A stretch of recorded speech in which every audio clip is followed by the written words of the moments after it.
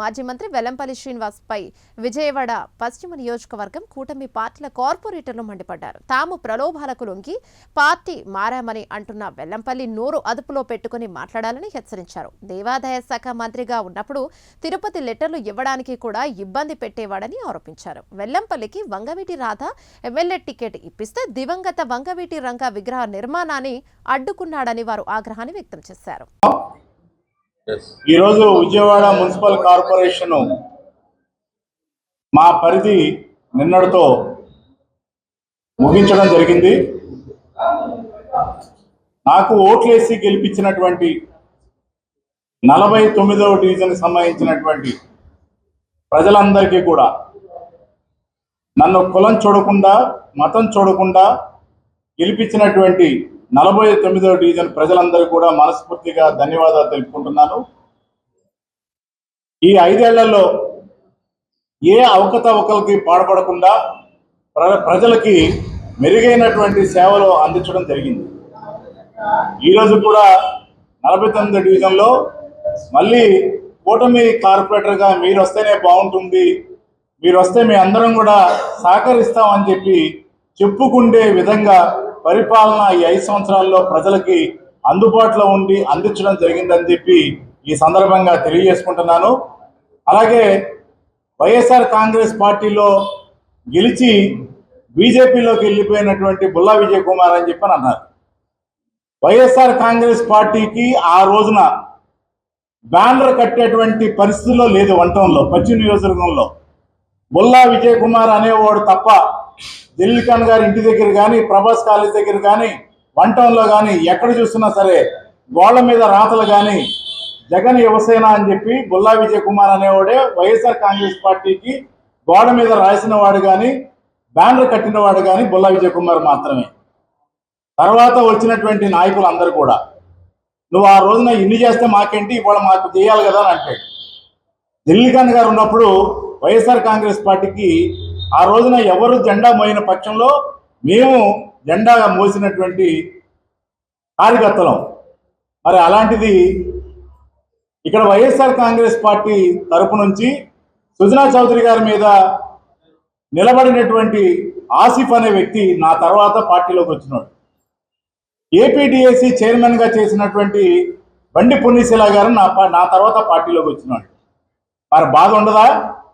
అంటే నేను ఒకటే చెప్తున్నా, ఇవాళ చొక్కాలు చించుకుంటున్నటువంటి వైఎస్ఆర్ కాంగ్రెస్ పార్టీలో ఉన్న కార్యకర్తలు కానీ నాయకులు కానీ జగన్ మావాడు జగన్ మావాడు అని మీరు అంటున్నారు కదా, పార్టీ మాది పార్టీ మాదని రోడ్డు మీద దొలుతున్నారు.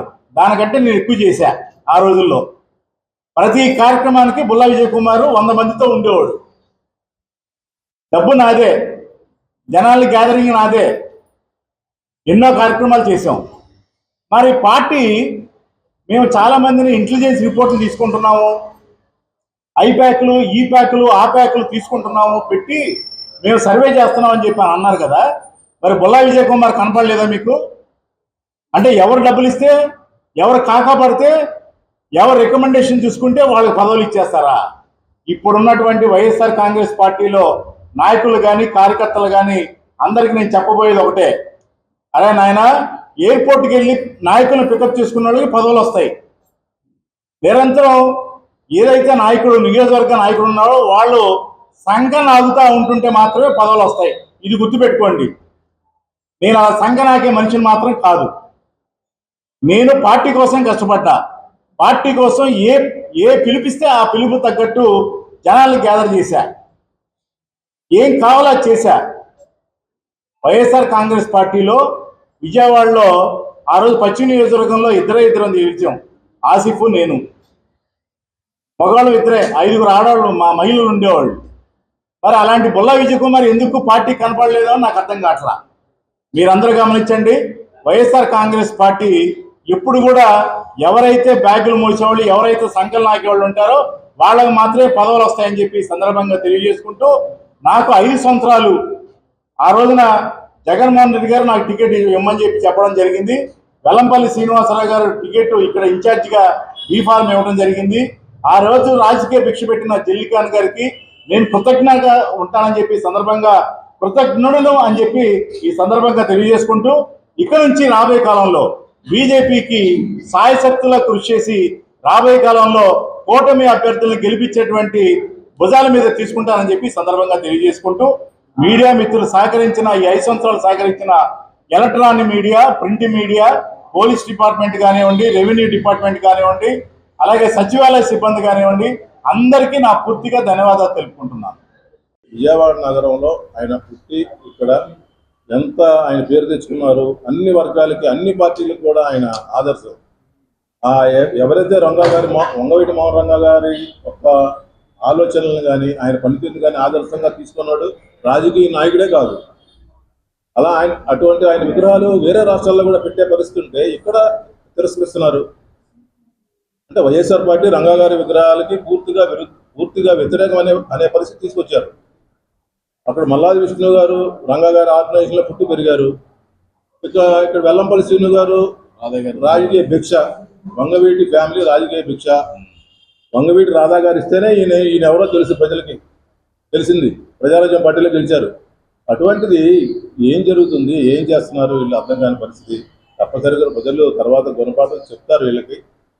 తర్వాత మేము చెప్పేది ఏంటంటే, మేము పార్టీలో మారిన తర్వాత అంటే కొన్ని సమస్యలు కూడా చిన్న ఈ కాంట్రాక్టుల దగ్గర కార్పొరేషన్లో ఫండ్స్ చిన్న సమస్యలు ఉన్నాయి. కానీ మ్యాక్సిమం మాకు ఇక్కడ స్థానిక ఎమ్మెల్యే శ్రీనాథ్ చౌదరి గారు, అలాగే ఎంపీ చేసిన శ్రీనాథ్ చిన్ని గారు, అలాగే మాకు సామినేని ఉదయభాను గారు జనసేన పార్టీ అధ్యక్షులు ఇక్కడ మాకు పూర్తి సహకారం అందిస్తూ మా డివిజన్ డెవలప్ చేయడానికి కానీ, మా ఏదైతే అప్పటికప్పుడు ఉత్పన్నమయ్యే సమస్యలు కానీ, సీఎం రిలీఫ్ ఫండ్లు కానీ, ఎల్ఓసీలు కానీ, మెడికల్ క్యాంపులు కానీ అన్ని రకాల కార్యక్రమాలు చేపడుతూ ఇక్కడ విజయవాడ పశ్చిమ నియోజకవర్గం బెస్ట్ అనేది మొత్తం ఆంధ్రప్రదేశ్లోనే బెస్ట్ నియోజకవర్గంగా నిలబెట్టడానికి మా కృషి చేస్తున్న మన అందరికీ, మా సర్కార్ కార్పొరేటర్లకు కానీ, మిగిలిన నాయకులు, కూటమి నాయకులు అందరికీ కూడా మేము ధన్యవాదాలు తెలియజేస్తూ, తప్పనిసరిగా ట్రిపుల్ ఇంజిన్ సర్కార్ నెక్స్ట్ జరగబోయే ఎన్నికల్లో ఇక్కడ విజయవాడ నగరపాలక సంస్థల్లో కూటమి మెజార్టీ తప్పనిగా సాధిస్తుందని చెప్పి, కూటమి మేయరే ఇక్కడ అధికారంలోకి వస్తారని చెప్పి కూడా తెలియజేస్తున్నాం.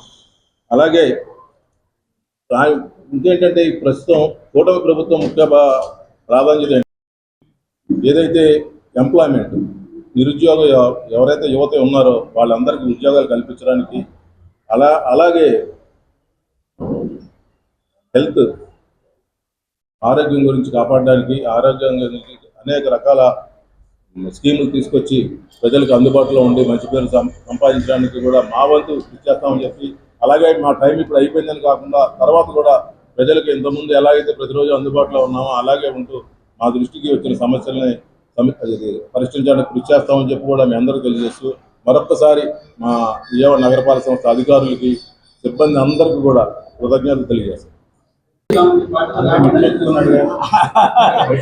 నేనైతే ఒప్పుకోను. ఆయన మొదటి నుంచి ప్రయత్నం చేస్తూనే ఉన్నాడు కూడా, ఎవరో రానివ్వట్లా. ఇది వాస్తవం. ఆయన ప్రయత్నం చేస్తున్నారో లేదో మీకు తెలుసు, అందరికీ తెలుసు. నేను కౌన్సిల్లో ఒక మాట చెప్పా ఆయనకి, ఇవాళ మాజీ మంత్రి అయ్యో, రేపు మాజీ ఎమ్మెల్యే అవుతామన్నా, అయిపోయాడు మాజీ ఎమ్మెల్యే. రెండోది ఎవరైనా అధికారం ఉందని అహంకారం పోతే అది కరెక్ట్ కాదు. ఏదో రోజు మాజీ అనేది శాశ్వతం ఎవరికైనా కానీ రాజకీయ నాయకులు. రెండోది ఏంటంటే అహంకారం మాత్రం ఎక్కువైపోయింది ఆయనకి. ఊరినే పైకి మంచోళ్ళ నటిస్తాడు, కానీ ఆ మంచితనం మాత్రం అంత లేదు. రాజకీయాల్లో కొన్ని విలువలు కాపాడుతూ మనిషి బతకాల. ఆ విలువలు ఖచ్చితంగా కూడా ఏ రాజకీయ నాయకుడైనా ఆ రకంగా ముందుకెళ్లాలని కోరుకుంటా ఉన్నాం. ప్రజలకు అందుబాటులో ఉండడం విజయవాడ నగర ప్రజలకి, అదేవిధంగా 52వ డివిజన్ ప్రజలకి నేను వారికి పాదాబంధనాలు చేస్తున్నాను. పాత 25వ డివిజన్ ప్రజలకు కూడా ధన్యవాదాలు తెలుపుకుంటా ఉన్నాను. ఎందుకంటే నన్ను 2 సార్లు కూడా విజయవాడ నగరంలో 2014 ఇండిపెండెంట్గా గెలిపించారు. అదేవిధంగా మొన్న ఎదురుగాల్లో మరి వైసీపీ గాల్లో కూడా నన్ను మరి తెలుగుదేశం పార్టీ తరఫున గెలిపించారు. ఎందుకంటే ఇవాళ నాకు చదువు లేకపోయినా ఇవాళ ఐఏఎస్లు ఐపీఎస్ల పక్కన కూర్చోబెట్టారని మరి ప్రజలందరూ కూడా ధన్యవాదాలు తెలుపుకుంటా ఉన్నాం. ఎందుకంటే ఇది ఆశ్చర్యమైన విషయం. నాకు ఐఏఎస్లు కలెక్టర్ గారిటు, కమిషనర్ గారిటు, ఎంపీ గారిటు, మంత్రి గారిటు ఇండిపెండెంట్ గెలిచినప్పుడు కూర్చుంటే నాకు కళ్ళ నీళ్ళు వచ్చేసి. ఇది ఇచ్చిన ప్రజలు ఇచ్చిన తీర్పు అది. ధన్యవాదాలు. అంటే ఎలాంటి అవసరం వెళ్ళో అర్థం చేసుకోండి, అదొక పాయింట్. ఇంకొకటి, మాకు ఇక్కడికి ఉన్న జూనియర్లు, మేము ఇంతకుముందు నుంచి కార్పొరేటర్గా ఉన్నాం. ఆయన రాజకీయాల్లో రాకముందు నుంచి మేము కార్పొరేటర్లమే. ఆయన సడన్గా రాజకీయాల్లోకి వచ్చాడు, బీఫామ్ తెచ్చుకున్నాడు. ఆయనకి ఆ బీఫామ్ రావడానికి కారణం ఎవరో ఎప్పుడైనా ఆయన పేరు ఆయన ఉచ్చరించిన పరిస్థితి ఉందా? వంగవీటి రాధా అన్న ఆయనకి ప్రజారాజ్యం టికెట్ ఇప్పించారు. ఏ రోజైనా నాకు రాజకీయ భిక్ష పెట్టింది, నేను రాజకీయాల్లోకి వచ్చింది వంగవీటి మోహన్ రంగా గారి ఫ్యామిలీ అని కానీ వంగవీటి రాధా గారు కానీ ఏ రోజైనా చెప్పాడు ఆయన? వేరే ఇతరుల గురించి విమర్శించే సాహసం చేయొద్దు నువ్వు. నీకు లేదు, నీకు అర్హత లేదు. ఎన్ని పార్టీలు మారావు నువ్వు మా గురించి మాట్లాడేవాడువా? మేము ఏ ఇబ్బందులన్నీ ఆయనకు చెప్పాం. నువ్వు ఇలా ఇబ్బంది పెడుతున్నావు, అవినీతి పాల్పడమని చెప్తున్నావు, మేము చెయ్యం, మాకు కుదరదు. ఒక తిరుపతి లెటర్ అడిగితే వాళ్ళని తీసుకురమ్మంటారు మమ్మల్ని. ఎవరికైతే కావాలని చెప్తున్నామో ఆ మనిషిని తీసుకురావాలా అంటే మా మీద నమ్మకం లేదు నీకు మేము ఎంత కష్టపడి పనిచేసామో నీకు తెలుసు. నీ చుట్టూ ఉన్న వాళ్ళందరూ కూడా తెలుసు, మా కార్పొరేట్లు అందరికీ కూడా తెలుసు. ఇప్పుడు ఇది అప్రస్తుతమైన తప్పనిసరి పరిస్థితి కాబట్టి చెప్తున్నామండి. అలాగే మేము పాలకపక్షం నుంచి కూడా ఏదైతే ఇక్కడ వైఎస్ఆర్ పార్టీ అధికారంలో ఉంది, మేము పార్టీ మారిన తర్వాత మాకు సహకారం అయితే కార్పొరేషన్ పరంగా అన్నీ ఉన్నాయి. చివరిలో ప్రజల యొక్క కష్టాలను తీర్చడానికి కాకుండా మనం గెలిచిన డివిజన్లోనే డెవలప్ చేయాలి. చంటి గారు మన పార్టీ కాదు, లేకపోతే ఇంకొకరు మన పార్టీ కాదు, ఆ పార్టీలు అభివృద్ధి చేయకూడదు అనే పరిస్థితి ఆ రోజు కనిపించింది. అది కూడా మేము తీవ్రంగా ఖండించాం. ఆ రోజు తప్పనిసరిగా ఎవరైతే ప్రజాప్రతినిధులు ఆ డివిజన్లో గెలిచారో వాళ్ళకి ప్రాముఖ్యత ఇవ్వాలని చెప్పి, వాళ్ళకి ప్రపోజల్ ఉండాలని చెప్పి మేము తప్పనిసరిగా ప్రోటోకాల్ పాటించాలని కూడా చెప్పిన పరిస్థితులు ఉన్నాయి. మొన్న కూడా 44వ డివిజన్లో మైలవరపు దుర్గారావు గారి వార్డులో, మైలవరపు రత్నకుమార్ గారి వార్డులో వాటర్ ట్యాంక్ పూర్తిగా శిథిలావస్థకు చేరితే వాటర్ పొల్యూషన్ అవుతుంది, ఏమైనా ప్రాణ నష్టం ప్రజలకు ఏమైనా ఇబ్బంది కలిగితే ఎలాగంటే కేవలం పార్టీ మారామని చెప్పే ఉద్దేశంతో స్టాండింగ్ కమిటీలో 2 సార్లు గుంటు శాఖలు చెప్తూ వాయిదా వేసి వెనకాతల నుంచి మొత్తం నడుపుతూ రాజకీయాలు నడుపుతూ ఇలా ప్రజలను ఇబ్బంది పెట్టడం నిజంగా ఇటువంటి నాయకులకు చెల్లుబాటు అవుతుంది. ప్రజలకి సరిగ్గా గుణపాఠం తప్పనిసరిగా చెప్తారని చెప్పి కూడా మేము తెలియజేస్తున్నాం. అలాగే వీధులు విగ్రహాలు పేర్లకి ఏమాత్రం అర్హత లేని వాళ్ళకి, అలాగే స్థానిక కార్పొరేటర్లు పెట్టిన వాళ్ళకి కాకుండా వేరే పేర్లు పెట్టడం, ప్రతిపక్ష కార్పొరేటర్లు పెట్టిన తిరస్కరించడం చాలా అది నిజంగా మరి ఎక్కడి నుంచి తీసుకొచ్చారో ఆనవాయితీ మాకు తెలియదు. అలాగే ముఖ్యంగా చాలా విగ్రహాలు పెట్టాం, మంచి పెద్ద పెద్ద నాయకులు